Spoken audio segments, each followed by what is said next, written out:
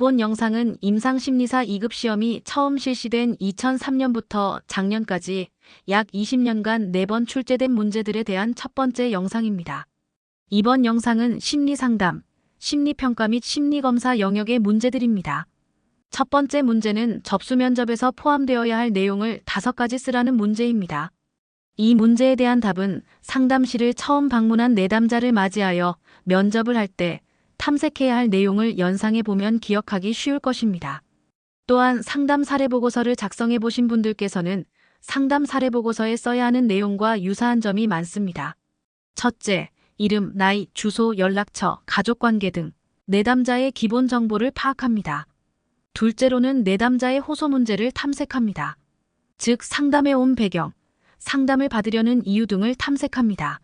셋째로는 현재 및 최근의 주요 기능의 상태를 탐색합니다. 현재 및 최근 6개월 내지 1년간 내담자의 기능 수행 정도, 신체적, 심리적, 사회경제적, 직무의 기능이 어떠했는지를 탐색합니다. 넷째로는 내담자의 사회적, 심리적 자원, 즉 주변 지원 체계를 탐색합니다. 내담자가 주변으로부터 지원을 받거나 내담자를 심리적으로 지지해 줄 수 있는 지원 체계를 확인합니다. 다섯째는 호소 문제와 관련한 개인사 및 가족관계를 탐색합니다. 내담자가 과거 동일한 문제에 대한 대처 방식이 어떠했는지, 내담자의 호소 문제에 대한 가족들의 행동 및 태도를 포함한 가족관계를 탐색합니다. 또한 내담자의 가족 내 역할 수행 및 관계를 맺는 양식 등을 탐색합니다. 여섯 번째는 내담자의 외모 및 행동에 관한 행동 관찰을 합니다. 즉 내담자의 옷차림, 표정, 눈맞춤, 태도, 행동, 예절 등을 관찰하여 기록합니다. 마지막으로 면접자의 소견을 작성합니다. 접수 면접자의 내담자에 대한 느낌, 인상, 관찰 내용, 상담 전략이나 계획에 대한 의견 제시 등을 포함합니다. 이번 문제는 상담 목표를 설정할 시 지켜야 하는 기준 또는 유의사항을 5가지 또는 6가지 쓰라는 문제입니다. 상담 목표뿐만 아니라 일반적으로 목표를 설정할 때에는 영어로 스마트해야 한다고 합니다. 스마트는 5가지 기준이나 원칙의 영어 첫 글자를 조합한 것으로 S는 스페시픽, 즉 구체적이어야 하고 M은 메저러블, 즉 측정할 수 있어야 하고 A는 어치버블, 즉 실현 가능해야 하고 R은 리얼리스틱, 즉 현실적이어야 하고 T는 타임 바운드, 즉 시간적 기한을 설정해야 한다는 것을 의미합니다. 상담 목표를 설정할 때에도 이러한 5가지 원칙 또는 기준에 책에 따라 몇 가지 원칙을 추가하여 기술하고 있습니다. 답안 1은 5가지 원칙의 성과가 있어야 한다와 내담자의 가치와 일관되어야 한다라는 것을 추가한 답입니다. 두 번째 답안은 제랄드 이건의 책에 나와 있는 내용인데 첫 번째 답안과 비슷한 내용이지만 약간의 차이가 있음을 볼 수 있습니다. 결과 또는 성취로 진술한다. 실제적인 차이로 나타나야 한다. 내담자의 가치에 적절해야 한다 등의 내용과 표현에서 차이가 있음을 알 수 있습니다. 개인적으로는 첫 번째 답을 추천드리지만 본인이 외우기 쉬운 항목을 5개 정도 외우면 좋겠습니다. 다음 문제는 응급 상황에서 요구되는 상담 원리 또는 기술에 대한 문제입니다. 대체로 단회 상담인 경우 일반적인 심리 상담에 비해 제한된 시간 내에 응급 상황을 처리해야 하는 경우가 많습니다. 일반적인 응급 상담을 포함하여 단회 상담에서 강조되는 원리 또는 기술을 쓰라는 문제입니다. 2015년까지는 7개를 쓰라고 하였으나 최근에는 5개를 쓰라고 하였습니다. 상담이론에서 단기 상담에 관해 기술한 책은 많으나 구체적으로 단회 상담에 대해 기술하고 있는 책은 적은 편입니다.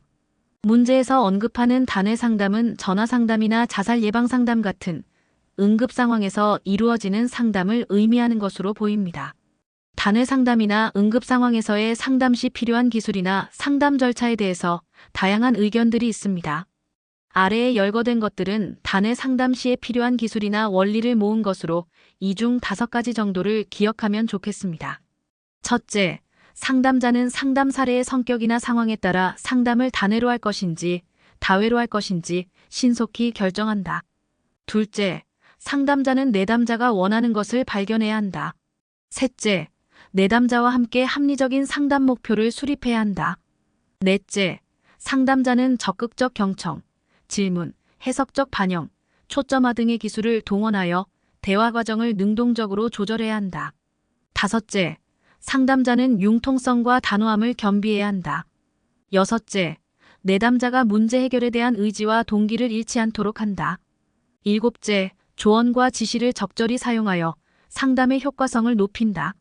여덟째, 상담자는 특정한 이론에 얽매이지 말고 탈이론적 융통성과 주체성을 가지고 행동해야 한다. 아홉째, 상담자는 직면을 기술적으로 사용하여야 한다. 열 번째, 상담자는 그 회기에서 어떤 결과나 성취를 얻도록 한다. 이번 문제는 비밀 보장을 할 수 없는 예외적 사항을 5가지를 쓰라는 문제입니다. 이 문제에 대한 답은 한국상담학회 윤리 강령에 5가지가 잘 명시되어 있습니다. 하지만 2024년에는 6가지를 쓰라고 하였습니다. 이 경우에는 첫 번째 답안을 내담자가 자신이나 타인의 생명을 위협하는 경우와 사회의 안전을 위협하는 경우로 나누어 2가지로 쓰면 좋겠습니다.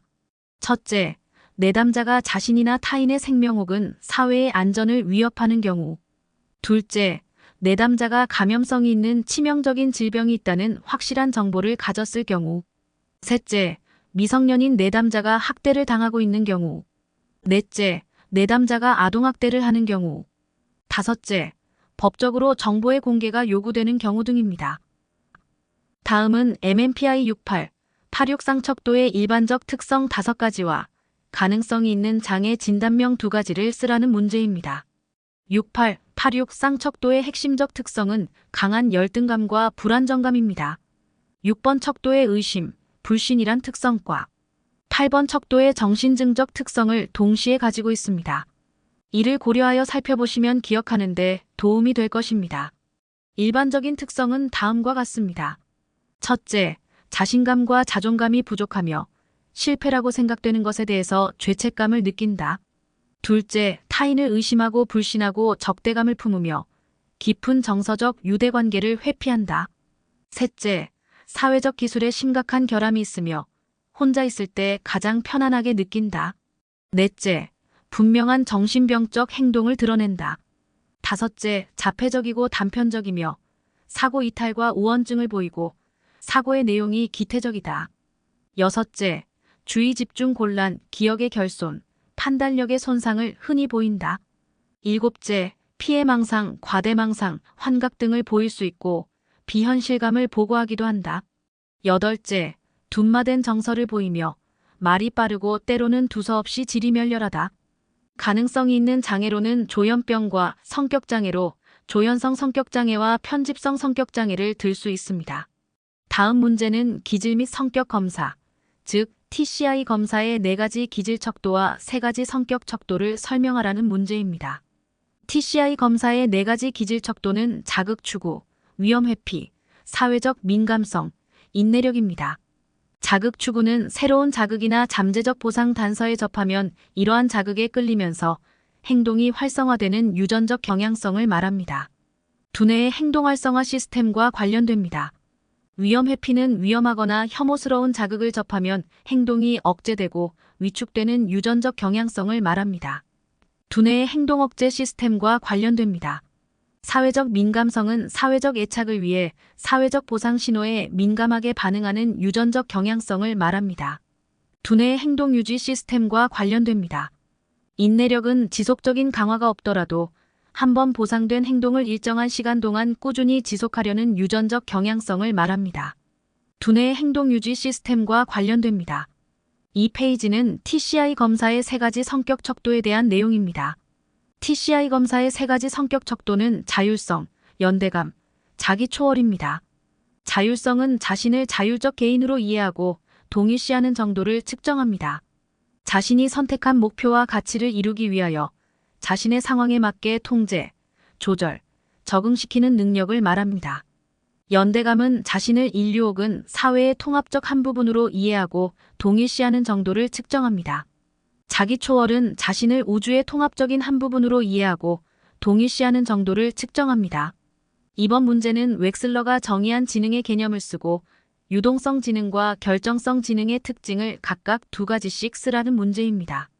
웩슬러가 정의한 지능의 개념은 개인이 한목적적으로 행동하고 합리적으로 사고하며 환경을 효과적으로 다룰 수 있는 종합적이고 전체적인 능력입니다.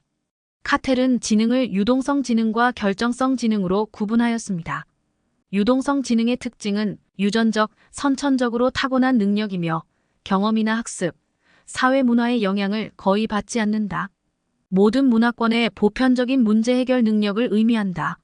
뇌와 중추신경계의 성숙에 비례하여 발달하다가 청년기 이후부터 퇴보 현상이 나타나기 시작한다. 개념 형성, 패턴 지각, 관계 파악, 일반적 추론 능력을 말하며 웩슬러 지능검사에서 행렬 추리, 토막 짜기, 퍼즐, 숫자 등이 유동성 지능을 측정하는 소검사이다. 결정성 지능의 특징은 환경이나 경험, 문화적 영향으로 발달하는 지능이다. 유동성 지능을 토대로 후천적인 발달이 이루어진다. 연령과 교육 정도가 높을수록 증가하는 경향이 있다. 추상적 능력, 장기 기억, 논리적 추리력, 언어 이해 능력을 말하며 웩슬러 지능검사에서 어휘, 이해, 상식 등이 결정성 지능을 측정하는 소검사이다. 다음은 웩슬러 지능검사에서 양적 분석에 포함되어야 할 내용을 2018년도까지는 3가지를, 2023년도에는 5가지를 쓰라는 문제가 출제되었습니다. 임상심리사 기출문제를 검토하여 정답을 작성해보면서 제일 혼동을 주는 영역이 웩슬러 지능검사인 것 같습니다. 왜냐하면 웩슬러 지능검사가 그동안 2~3번에 걸쳐 버전이 바뀌어 왔으나 시험에서는 어느 버전에 대해 답을 하라는 것인지 모호한 경우가 있고 일부 문제는 여전히 예전 버전에 대한 문제가 출제되는 것으로 보이기 때문입니다. 성인용 웩슬러 지능검사의 경우 예전 버전인 K-웨이즈를 쓰다가 2012년 K-웨이즈4가 나오면서 소검사와 분석 방법이 바뀌었습니다.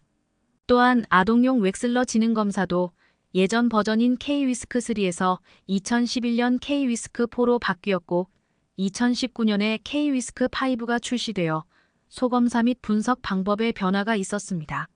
이번 문제도 버전에 따라 양적 분석의 내용이 바뀌었는데 어느 버전의 웩슬러 검사인지 명시되어 있지 않아 모호한 점이 있어 보입니다. 다만 2023년 문제에서 5가지를 쓰라고 한 것으로 보아 현재 사용하는 버전의 내용을 쓰라는 것으로 유추하는 것이 좋을 것 같습니다.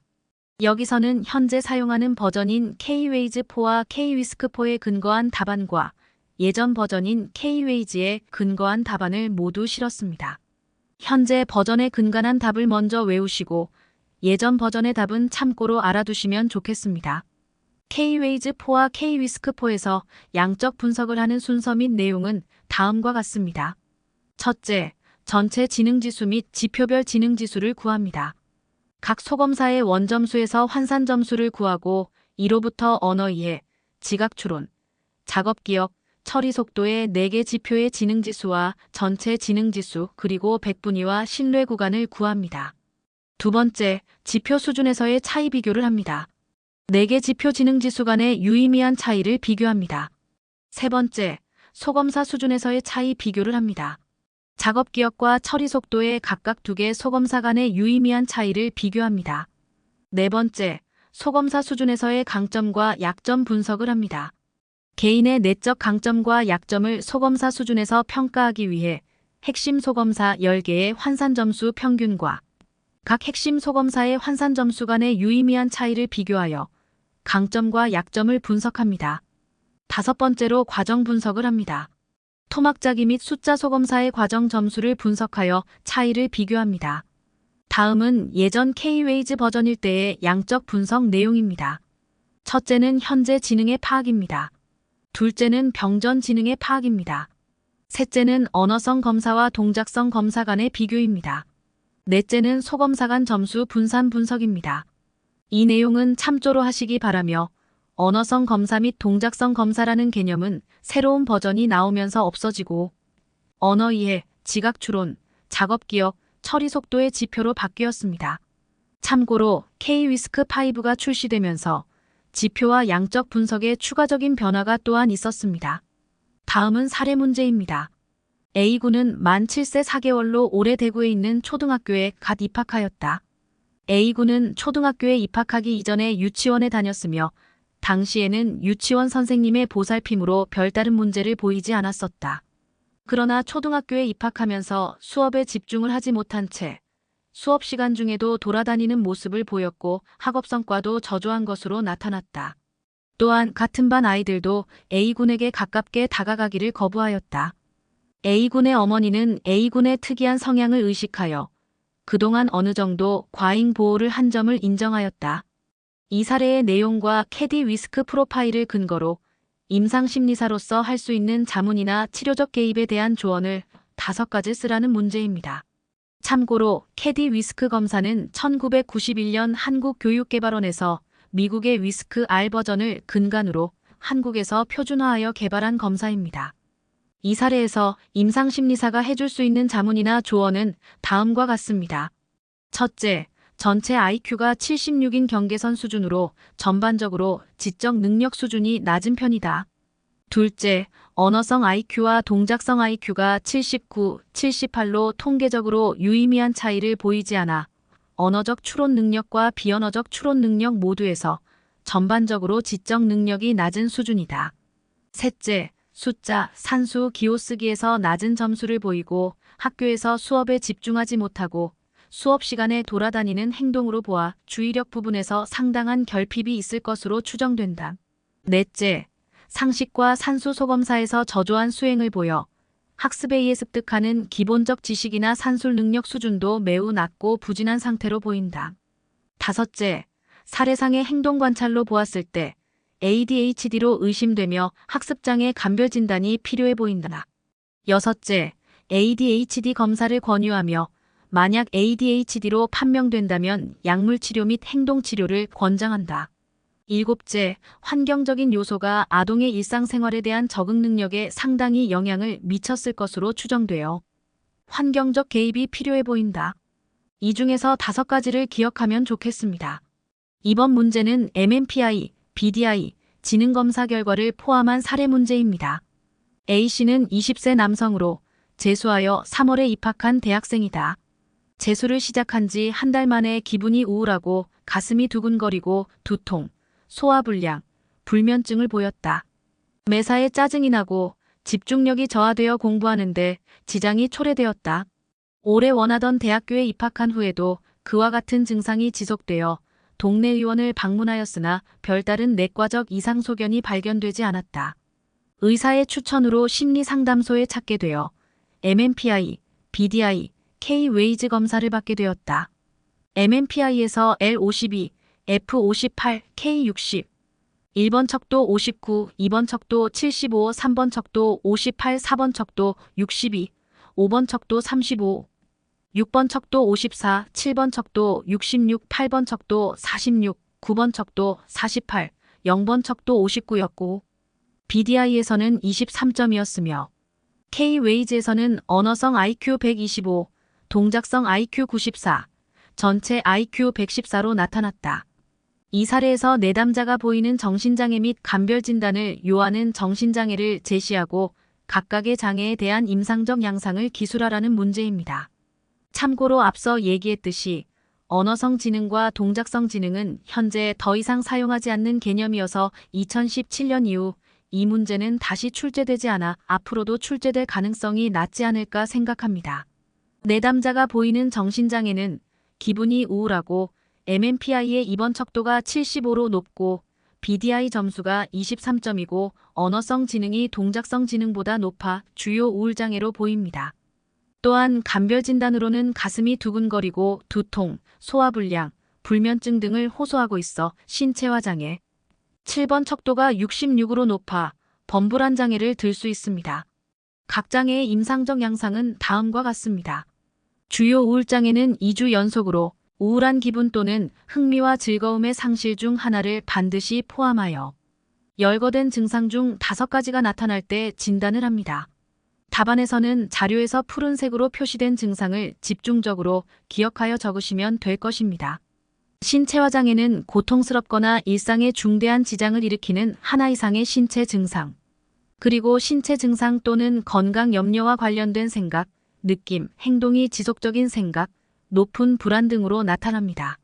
범불안 장애는 수많은 일상 활동에 있어서 지나치게 불안해하거나 걱정을 하고 그 기간이 최소한 6개월 이상으로 그렇지 않은 날보다 그런 날이 더 많습니다. 그리고 이런 걱정을 조절하기 어렵다고 느낍니다. 안절부절함, 쉽게 피곤해짐, 집중이 어려움, 과민성, 근육 긴장, 수면장애 등의 증상 중 3가지 이상이 나타납니다. 참고로 앞에서 언급한 BDI, 즉 백의 우울 검사에서 23점은 중한 우울 상태에 해당합니다. 다음 문제는 로샤 검사와 MMPI 같은 진단적 심리 검사의 결과가 일치하지 않을 수 있는데 그 이유를 설명하라는 것입니다. 답을 알고 있는 것 같은데도 막상 답을 작성하려면 어려움이 있는 문제로 느껴집니다. 첫째, 성격은 복합적인 구조로 되어 있으며 개인차가 다양한 양상으로 나타나기에 투사검사인 로샤와 객관적 검사인 MMPI의 결과는 일치하지 않을 수 있습니다. 둘째, MMPI와 같은 객관식 검사는 피검자의 인성 특성을 살피는데 목적이 있고 투사검사인 로샤는 개인의 무의식적 정신 과정을 살펴보는데 목적이 있기에 서로 나타나는 반응 내용이 다를 수 있습니다. 셋째, MMPI는 문항에 따라 의식적인 방어가 가능하지만 로샤는 의식적인 방어가 어려운 무의식적 성격 특성이 검사 자극에 투사된다는 특성이 있다. 따라서 검사 결과가 일치하지 않을 수 있습니다. 넷째, MMPI는 반응 경향성, 응답 제한성, 사회적 바람직성의 영향을 받고 로샤는 검사자의 전문성, 개인 역량에 의한 주관적 판단 및 보고, 검사 상황에 따른 변인의 영향이 있어 두 검사의 결과가 일치하지 않을 수 있습니다. 마지막으로 검사 당시의 환경적 요인이 검사 결과에 영향을 미칠 수 있습니다.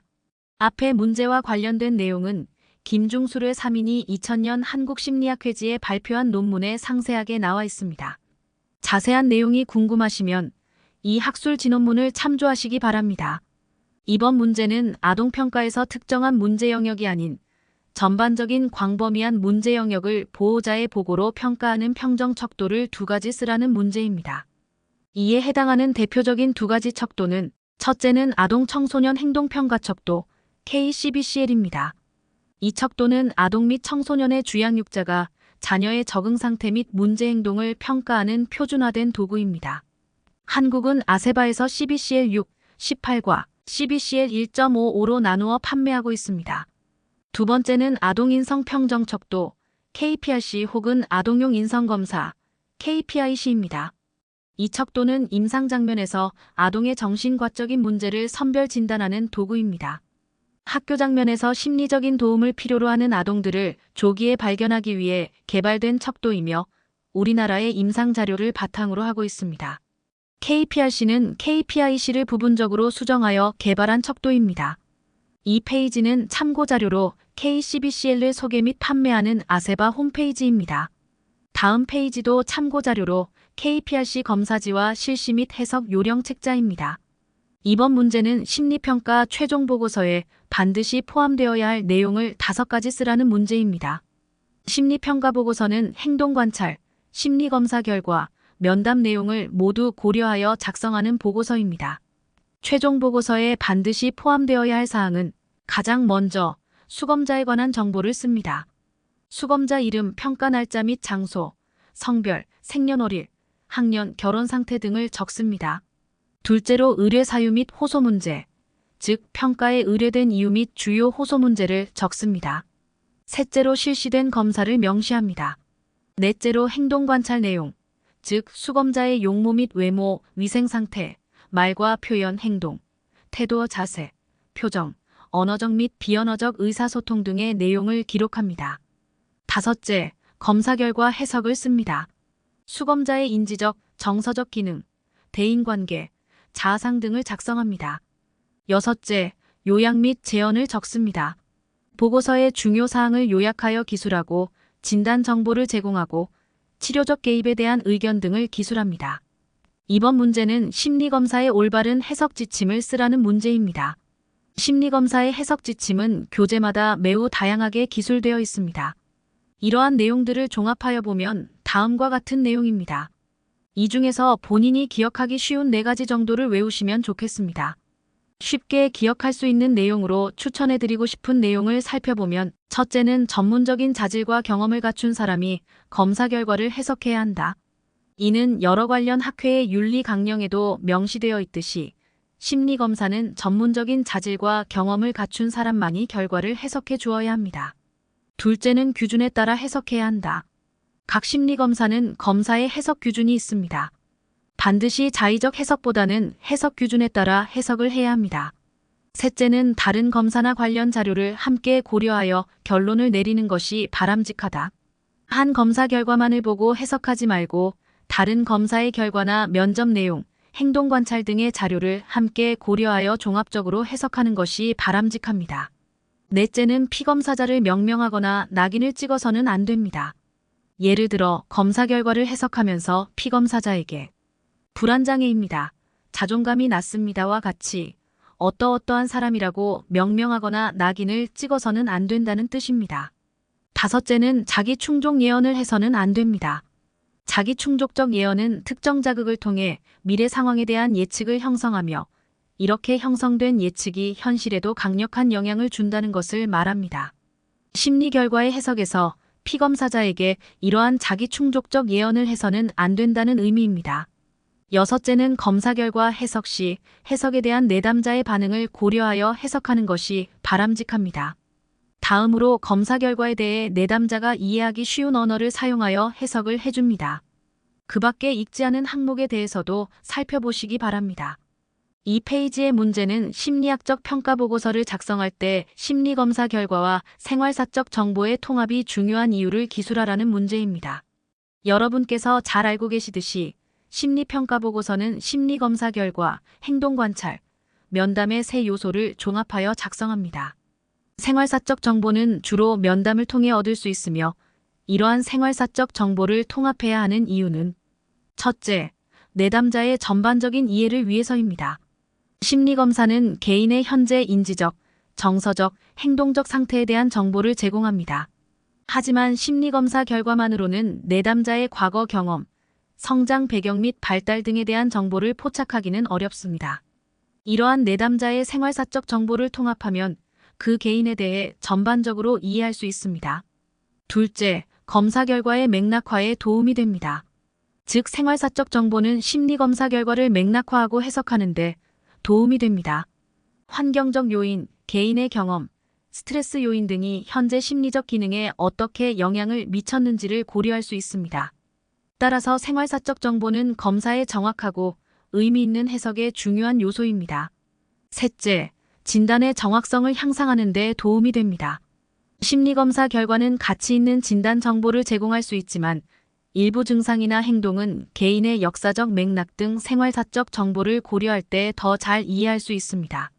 따라서 보다 정확한 진단을 위해 생활사적 정보를 통합하는 것이 도움이 됩니다. 넷째, 효과적인 치료 계획 수립에 도움이 됩니다. 생활사적 정보를 검사 결과와 통합하면 더 목표 지향적이고 효과적인 치료 계획을 수립하는 데 도움이 됩니다. 개인의 강점, 취약성 및 과거 경험을 고려함으로써 효과적인 치료 전략을 개발할 수 있습니다. 다음 문제는 기능성 기억장애와 기질적 기억장애의 특징과 차이점을 설명하고 예를 한 가지씩 쓰라는 문제입니다. 기능성 기억장애는 우울증이나 외상 후 스트레스 장애처럼 심리적 요인에 의해 일부 또는 선택적으로 기억이 상실되는 것을 의미합니다. 즉, 기능의 손상은 있으나 아무런 기질적 병리를 증명할 수 없습니다. 기능성 기억장애는 갑작스럽고 완전하게 기억이 회복되는 경우가 많습니다. 기능성 기억장애의 예로는 A 경찰관이 교통사고 현장에서 끔찍하게 사망한 사람을 목격한 후 교통사고 장면을 일시적으로 기억하지 못하는 것을 들 수 있습니다. 반면 기질성 기억장애는 선망, 치매와 같은 뇌의 퇴화나 교통사고나 재난사고와 같은 사고로 인한 뇌 손상으로 인해 기억력이 저하되는 것을 말합니다. 즉, 뇌의 외상, 혈관성 질환 등에 기인하는 병리가 증명됩니다. 기능성 기억장애에 비해 기억상실의 범위가 광범위하며 기억이 회복되더라도 그 속도가 느리고 불완전한 경우가 많습니다. 기질성 기억장애의 예를 들어보면 비구는 교통사고로 인해 뇌손상을 입어 심각한 기억 손실과 함께 주의 집중 곤란, 우울증의 증세를 나타내는 경우입니다. 이번 문제는 연구윤리와 관련된 문제입니다. 지문의 내용에서 연구 절차상의 문제를 4가지를 쓰고 이에 대한 대안을 제시하라는 문제입니다. 문제점과 대안을 살펴보면 첫째, 연구 참여자의 동질성 문제가 있습니다. 사회 공포증이 의심되는 사람 20명을 자기적으로 선발하여 사전에 연구 참여자의 동질성이 확보되지 않았습니다. 따라서 대안으로 사전에 연구 참여자들의 사회 공포증 여부 등 연구 참여자들의 동질성을 검정하여야 합니다. 둘째, 연구 참여자의 크기와 일반화에 문제가 있습니다. 연구 참여자의 크기가 20명으로 작아 실험 결과를 일반화하는데 한계가 있습니다. 따라서 대안으로 연구 참여자의 크기를 전체 집단을 대표할 수 있는 크기로 확대해야 합니다. 셋째, 조사 반응성 및 검사 요인 문제가 있습니다.